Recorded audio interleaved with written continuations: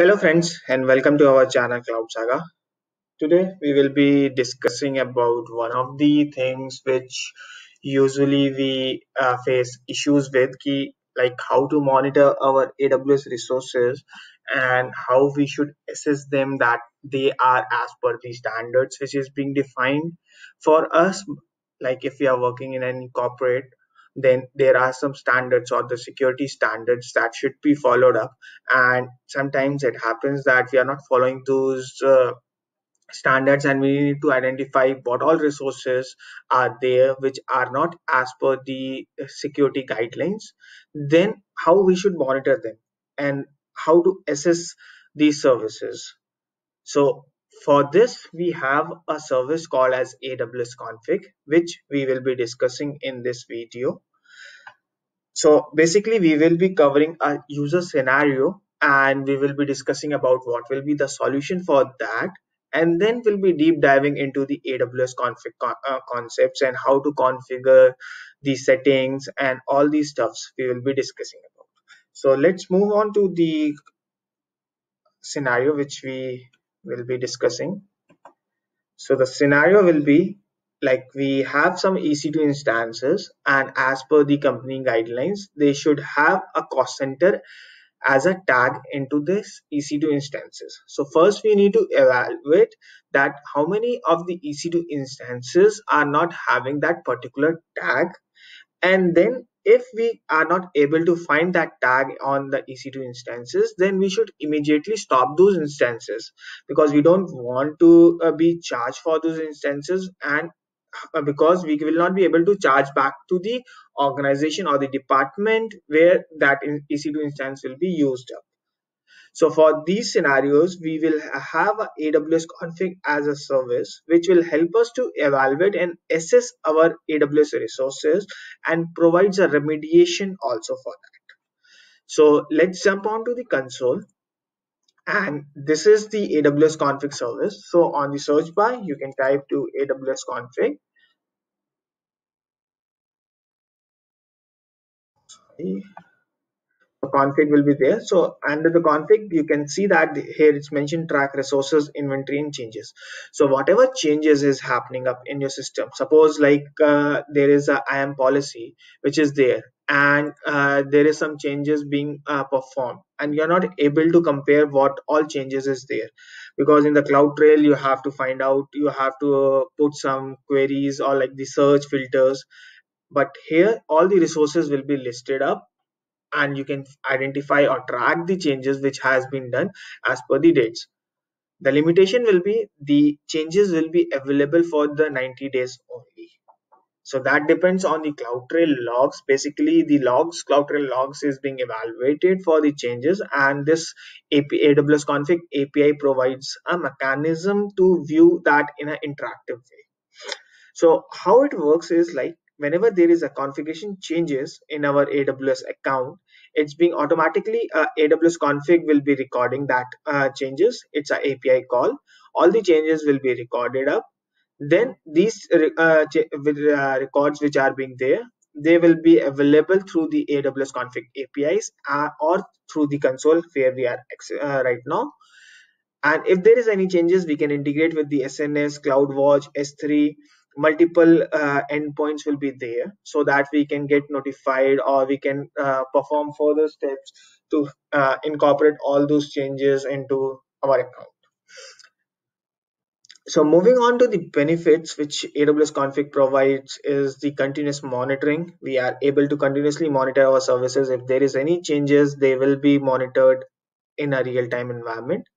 Then we will be able to assess them as per the rules which we'll be defining. Then the change management, if is there any change, we want to track those changes, we can do it quite easily and will help us in the operational troubleshooting also. So hope the concept of the AWS config will be clear by now. So let's jump on to how we will be configuring AWS config to record all the changes of your account. By default, it's not enabled. We need to enable because it needs a service rule which will evaluate all your or record your or the changes of your AWS accounts. So we will click on the get started button here. So once this get started is there, it will ask what all resources you want to record, because this is being charged up, so you have to identify what all resources you exactly want to identify and in which region. Suppose you want to do it for other regions also, or particular specific resource type only. Suppose I select this resource type, so it will ask me what all resources. So I'm selecting AWS resources and then the EC2 instances, right? So this way we can select specific AWS resources, or if you want the complete, then we have to select the record all resource supported in this region option. Now it, since it will be recording all the informations of your AWS services, so our role needs to be there. A service role will be required. So with this option, default AWS service role will be created. Or if you have already an existing role which will have all these permissions, then you can select it from here. So for this demo purpose, I will be creating a new AWS config service link role.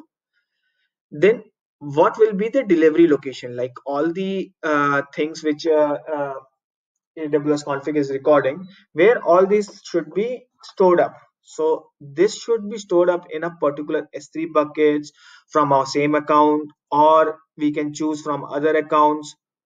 All these options are there. So we will create a bucket, we'll name it as Cloud Saga config, underscore is not allowed, cloud config.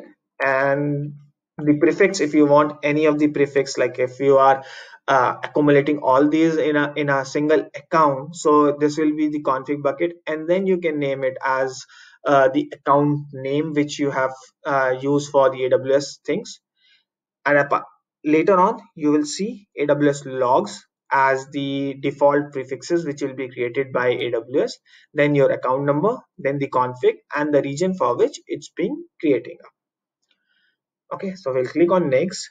We'll skip this rules for now and we'll discuss it later. So we'll not select anything and we'll click on next. So now we are into the review section and we'll review all these changes. So I will confirm it, and then it's creating a S3 bucket and the service role which we have created, so that our AWS config can start looking into the changes. So now the console, AWS config console will be opened up. So let's wait for that console to be pop up. This is a new UI which is being there. So they are just providing all the documentation, the API references, all these sections handy to you. So you can go through these documents and can look into the various aspects. So we'll click. Now this is the dashboard where we can see all our resources, the account, what is the compliance status. Compliance status is based on the evaluation rules which we'll be creating up.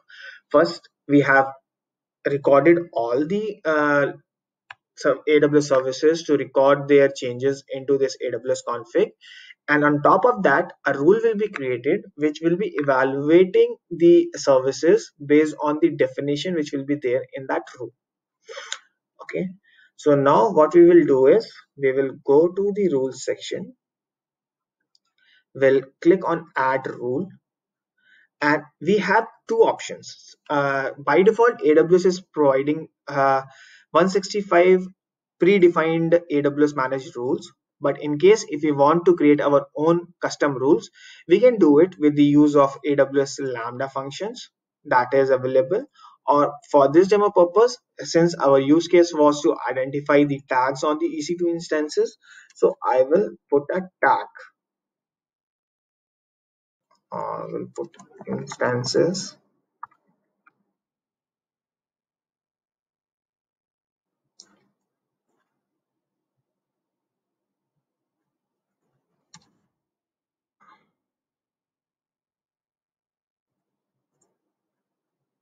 See, so this is the required tag. Checks whether the resources have the tags that you specify. So we will select this required tag. We'll click on the next. Then this will ask you for the rule name which will be there and what will be the description. So that is all there. Now the trigger type, when there is any changes, then it should be triggered, or whenever there is a resources already there, it should be triggered, or when the resources have a new tag specified or changed or deleted, then this rule should be triggered up to evaluate the things. So I'm selecting as a resources, and here we can select the resources. So I will remove the other resources. You can select the all the resources which are available. So for now I will just select the EC2 instances. So just removing all these stuffs. So bear with me till I'm just removing these things. So now I have EC2 instances, and what tags it should evaluate.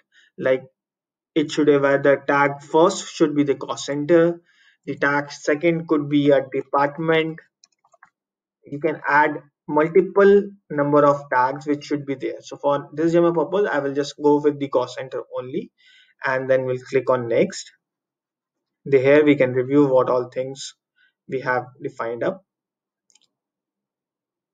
Just a second. So I have to remove these unwanted tags. So I will just have only one tag, which should be a cost center. So this will add the rules. So now this rule will be created, and it will evaluate and will show the non-compliance things. So I will pause the video till the rule get evaluated, and we'll be back once we have the dashboard as a non-compliance status. So now you can see here we have a resource which is non-compliant. It's being displayed here. We can go and check what all instances non-compliant. So this is an instance where we have defined our rules. So the cost center is not there. We can see why this resource is being non-compliant. So the required tags is not set. That's why it's being showing up as a non-compliant. So what we will do is we will add the tag so that this resource will be compliant. So this is the EC2 instances I'm having. So what I will do is I will add the tags to this EC2 instance. Tags, manage tags, cost center, will give a random number, and we'll click on the save button. So now the tags have been added as a cost center. So this is the rule which we have defined up here, that the cost center should be there. This is the cost center, and we have added this cost center into our EC2 instances, and let's see if that is being compliant now. So till now it's still running up, so let's wait for this to be compliant. So now you can see that the rules which we have created is compliant. On the dashboard also it's coming as a compliant resource.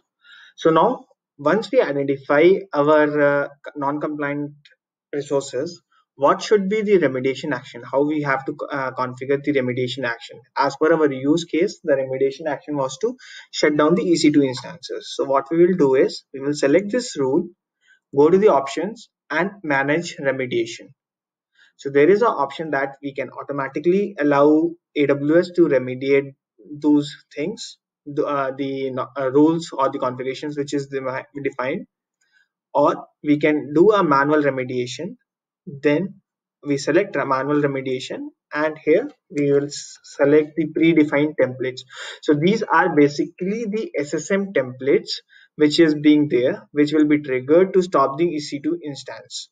So we will cover, I will create one more video for this AWS system managers automation. We call it as a AWS SSM service, and which where we can define a number of configurations. We can have maintenance windows, we can do the patching in an automated way, and there are predefined templates, and we can create our own scripts also. It could be shell script which will connect to the EC2 instances and perform certain sets of things. So that can be used as a configuration management tool also. So for now, we have selected a stop EC2 instances. We'll leave these things as default, and we'll click on the save changes.